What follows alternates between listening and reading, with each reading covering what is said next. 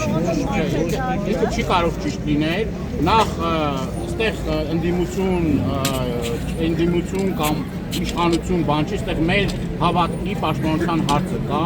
եւ սա նեղ անձնական կուսակցական խնդիր չի, հարց չի, բայց ինչ մեթոդներով է իր նպատակներին հասնում։ Բռնությունների միջոցով, բռնաճնշումների միջոցով, կալանավորումների միջոցով, հակաօրինական քայլերի միջոցով։ Ի վերջո օրը գալու է մարդը պատասխան է տալու իր բոլոր արարքների համար։ Քրեորեն պատժելի իր բոլոր արարքների,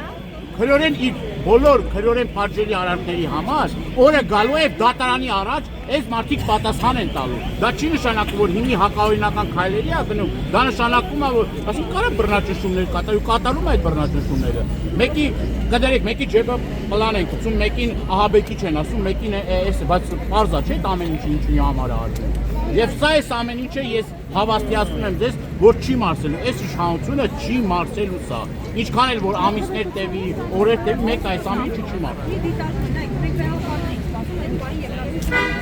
Այո, մոտեցան իրեն հարց։ Մենք չհարցիկ սպասում ենք վերապարի։